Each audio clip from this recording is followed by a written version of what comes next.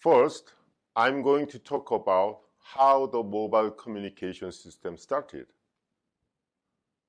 This table shows how the cellular communication technology has been evolved from 1G to 4G, LTE.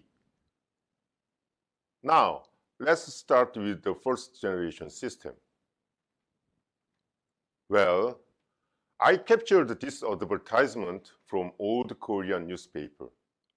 It was 1984. Sorry for the Korean characters. This man was the most famous actor at the time in Korea. As you can see, he is using a phone in a car, and the phone is connected to the car. So it is not perfectly wireless. We usually call it a car phone. This is the first generation wireless communication system. I'll call the first generation system as 1G from now on.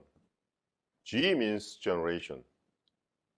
1G was invented by AT&T Bell Labs in the early 1970s. And it was deployed in early 1980s. There were 3 different 1G systems. NMT, Nordic Mobile Telephony, was deployed in the Northern Europe region, especially the Scandinavian countries. TACS, Total Access Communication System, was deployed in England, Ireland, and Japan. AMS, its advanced mobile phone system, was deployed in the United States, South Korea, and Australia. The different systems could not communicate with each other at the time. That means NMT user cannot communicate with the AMS user.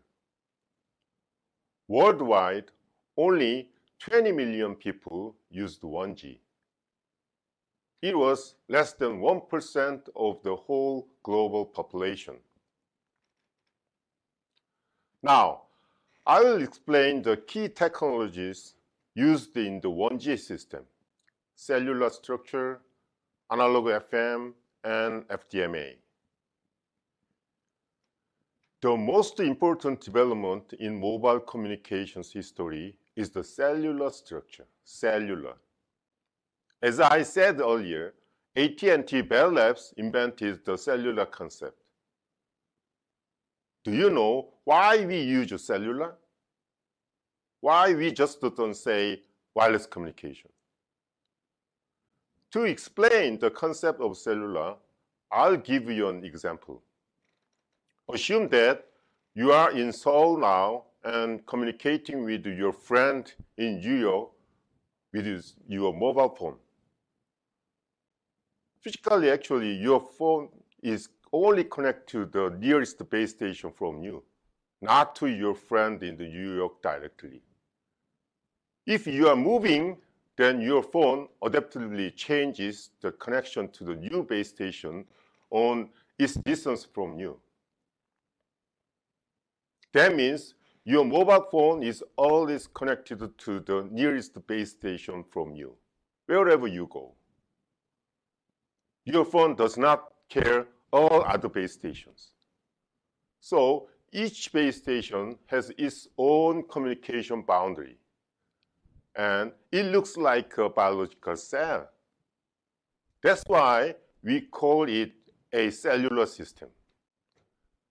Actually, you can learn more about this concept in course 3 given by Professor Sung-Yoon Kim. As a modulation technique for 1G, an analog transmission technology was used. As you know already, it is FM.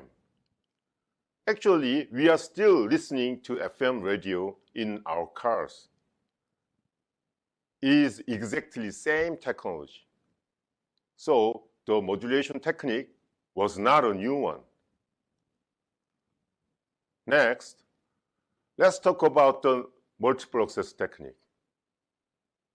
If there is one user in a cell, then the user can access the base station anytime he wants to, without any interference.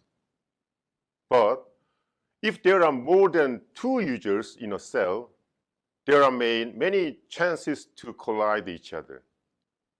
So we need some kinds of methods to control them. Actually, multiple access techniques are doing that.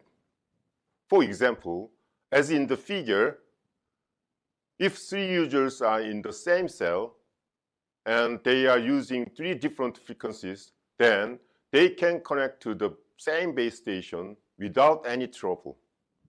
We call this FDMA, or multiple access with frequency. Actually, this is the same as when radio broadcasting systems use different frequencies or channels. So 1G uses this FDM technology. So cellular concept, analog FM, and FDMA are the 3 key technologies of 1G. Please remember, the cellular structure is the most important concept of the wireless cellular communication system. Now, let's move on to the drawbacks of 1G. 1G was the first mobile communication system. That's it. It had many problems. First, the cell phones were too big and heavy. They were actually bigger than a brick. And it was difficult to use a mobile phone with a small battery due to poor battery performance. For this reason, at that time, the phone was mostly used in cars. So we called it a car phone rather than a cell phone. And the voice quality was very, very poor. Calls were frequently dropped. At times, you could not hear the voice clearly because of the noise. And it is very difficult to cancel out the noise in the analog systems. And there was no security function at all. That is, other users could easily hear your conversation and easily interrupt you. And finally, and most importantly, it was very, very expensive to buy a phone. And the service fee was also very expensive. That's why less than 1% of people used it. These are the problems of 1G system.